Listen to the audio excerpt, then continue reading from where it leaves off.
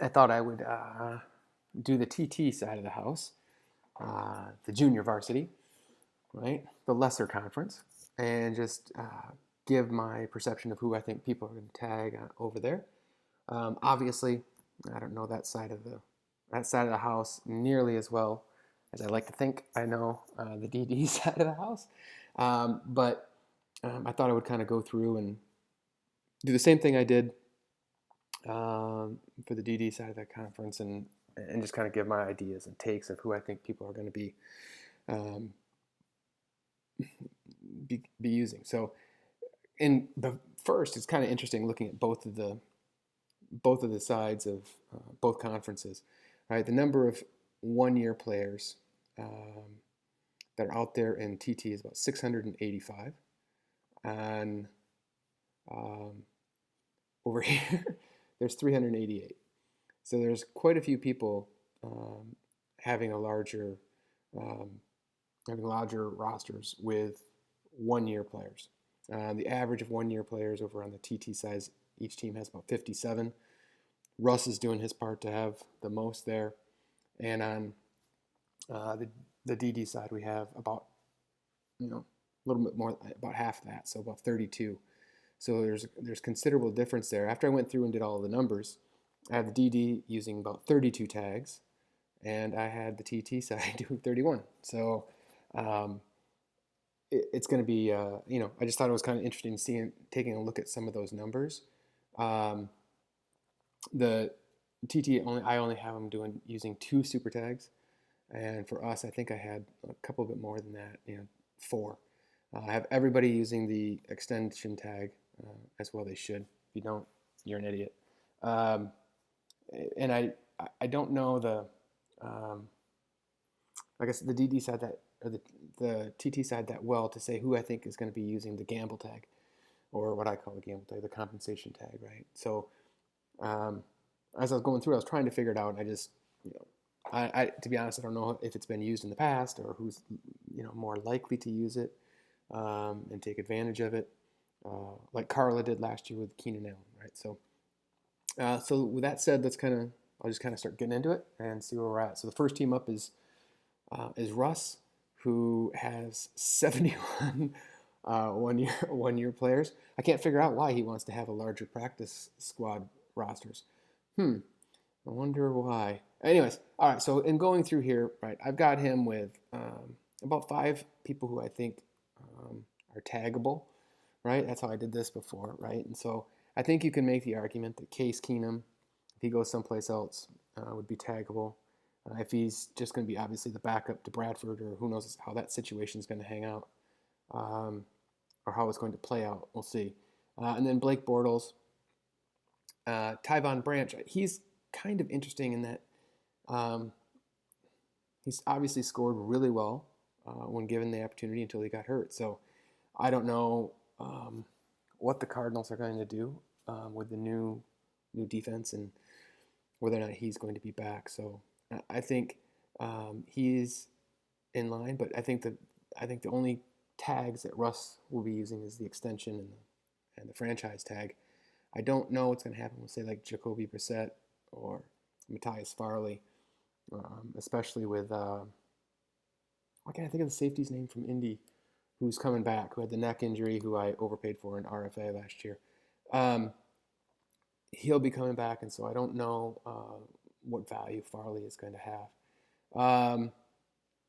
And then kind of just quickly scanning through to see if I missed anybody. It's too bad that Danielle Hunter hasn't really turned out like how I thought he would. So I don't think he's worth it. Manti Te'o could be interesting if he.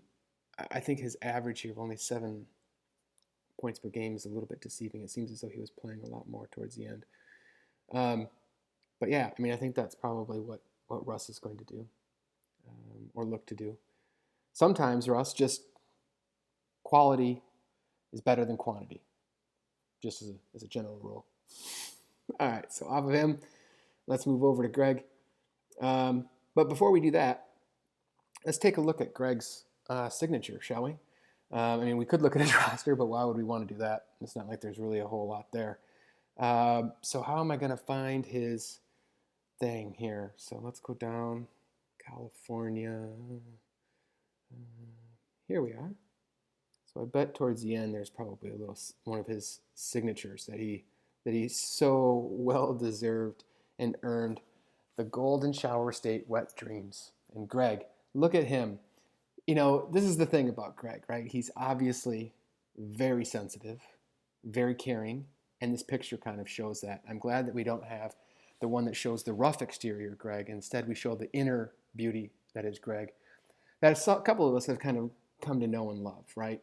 Sure, he can be gruff and come at you with his sunglasses on when he's inside, but really all that's doing is covering up the sensitive man that's on the inside, who loves to sit in his man cave with all of his precious moments all around him. For those of you that don't know Greg in real life, Greg and I have, we go way back. So an interesting story, how this kind of started, right, is, I go over to Greg's house one day, and I'm sure people know by now, right? He's got 4 daughters. True story. Couldn't believe it. I get over there, and I walk in, I say hi, and they're like, "Oh, Dad's in his man cave." I've never been in the man cave before, right? And probably rightfully so. Who knows what Greg is going to do inside of his man cave? But we all think it's going to look like a real man cave, right? TV's up, get ready to watch football, maybe a little kegerator, a mini fridge. What's happening? So I walk in here, and as I'm getting closer and closer to the door, I'm smelling something. I'm not really sure what it is. I open up the door, and this huge waif of lavender comes over me. Greg, burning lavender candles as far as the eye can see. I'm like, what the hell? I mean, I'm sure there are guys out there that like to burn candles, right? All kinds of things. But if they do, I always pictured Greg, he'd be like some sort of musk or spice or something, big and tough. Nope, not Greg. He's sitting inside in the corner, lavender all around. He's in the fetal position. I'm like, Greg, what the hell's going on? This was right around the time that he was trying to quit smoking, so you can kind of understand he was going through a bad spot there.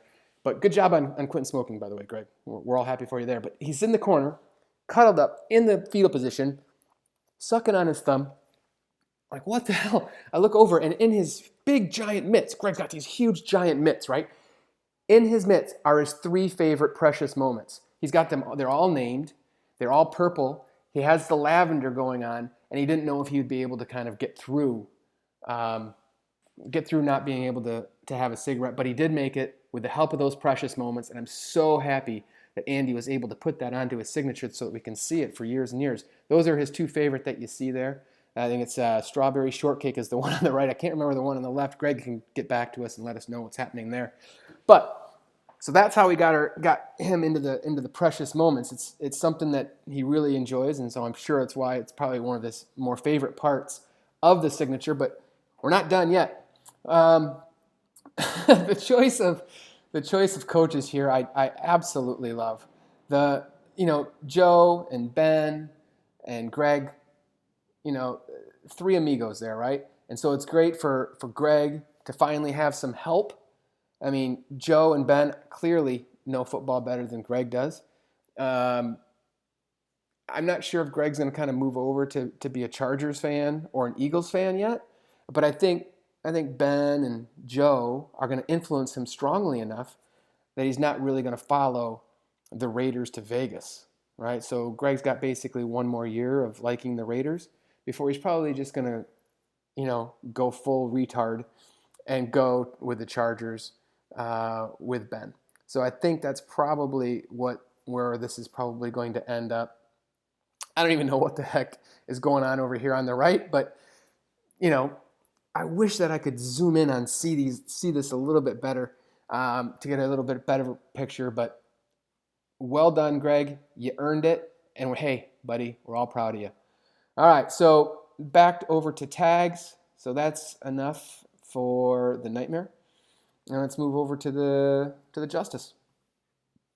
All right, so first year in the league, we got a number of people here who are taggable. 1, 2, 3, 4, 5, 6. You never know how people are going to in their first time going through RFA, who they're going to protect, what they're going to be doing here. But there's a number of folks that I think certainly are tag worthy. Wide receivers in this league are hard to trade for. They're very valuable. I think both, excuse me, both the franchise tag and the transition tag are probably going to be used on wide receivers with Adam Thielen or Doug Baldwin. Either, I think Thielen gets the franchise tag, and then Baldwin, I'm not sure if he would get the extension or the transition tag. And then I said this before, right? I think defensive tackle is a pretty valuable position. And I think Lawrence Guy here, or would I say Guy? Lawrence Guy. I don't know if he's French. Anyways, I think he's better than these 12 points per game. So I think he's probably in play there. Some other guys, I don't know if anybody likes Kelvin Benjamin anymore. I doubt it. I think he's pretty much has been exposed. And now that he's up in, where the hell does he play? Buffalo. Even less likely to get a tag. And then going down the list here, only if we were in the DD and you wanted to protect Justin Hunter from Andy, would he be up for a potential tag? So that's where I see the justice going.